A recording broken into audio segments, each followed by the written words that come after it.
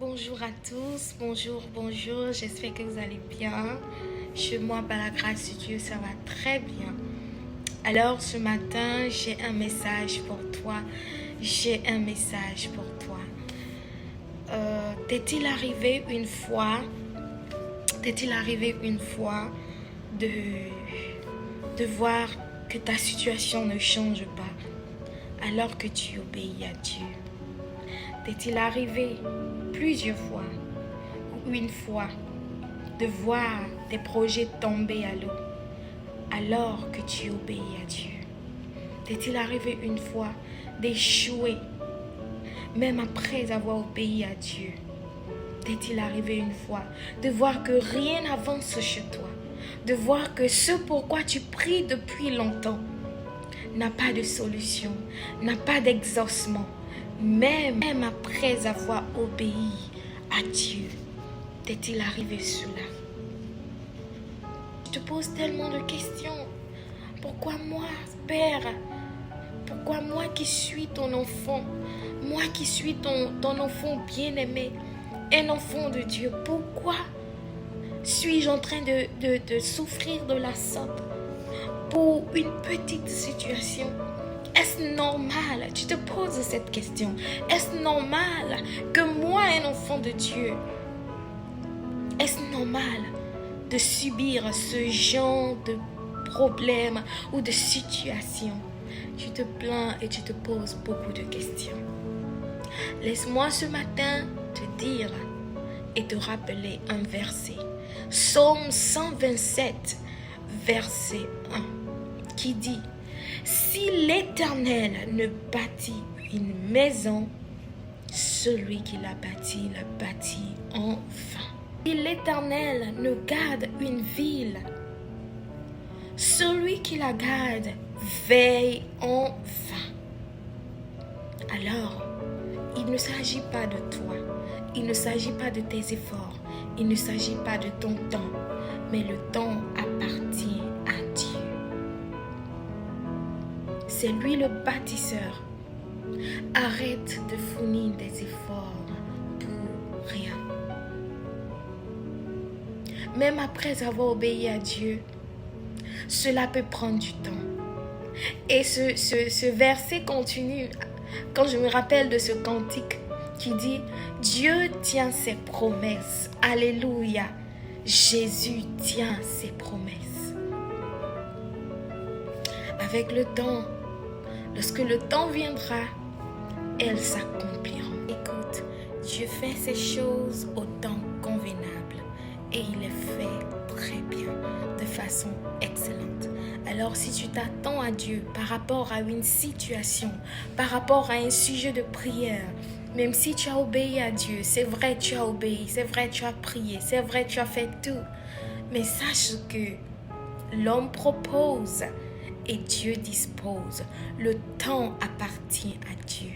C'est lui qui qualifie, c'est lui qui abaisse et c'est lui qui élève.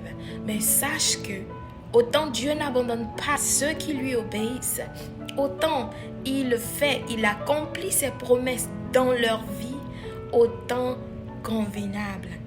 Il y a un temps pour s'aimer, mais il y a aussi un temps pour récolter. On ne sème pas en même temps on récolte, non, ça prend du temps. Ça prend du temps de s'aimer et de récolter. On ne sème pas d'abord et on s'attend en même temps, demain tu vas récolter, non. Même quand on met un morceau d'igname dans le sol, ça prend du temps. Ça prend du temps avant de récolter les gros morceaux d'igname. Quand tu mets du riz dans le sol, ça prend du temps. De l'EVA dans le sol, du café, du cacao, ça prend du temps avant de récolter. Alors, sois patient. Sois patient. Ok? La patience fait partie des fruits de l'esprit. Sois patient. Et tu verras que lorsque tu récolteras, ce sera tout simplement merveilleux. Et aussi, pendant que tu patientes, cherche à faire mieux. Cherche à mieux servir le Seigneur. La Bible dit dans le livre de l'Apocalypse chapitre 22 verset 11, il dit que celui qui est juste pratique encore la justice et que celui qui est saint se sanctifie encore.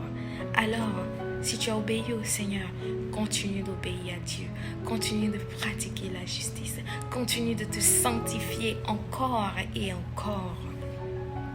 Dans la patience, il faut demeurer dans la prière. Il faut demeurer attaché à ton Dieu.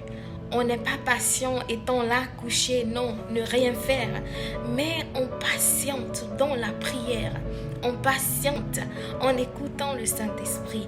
On patiente en étant active dans l'œuvre de Dieu.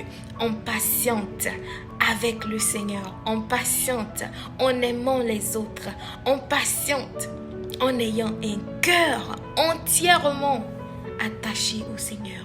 On patiente dans la prière, dans le jeûne, dans la méditation, dans l'obéissance, toujours à la parole de Dieu. On patiente dans le service de Dieu, en servant Dieu de tout son cœur, en aimant le Seigneur. La Bible dit, si la prophétie tarde, attends-la, car elle s'accomplira. C'est avec ces paroles que je te dis bonne journée et bonne semaine.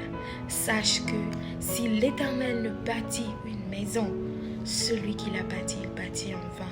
Si l'Éternel ne garde une maison, celui qui la garde veille en vain.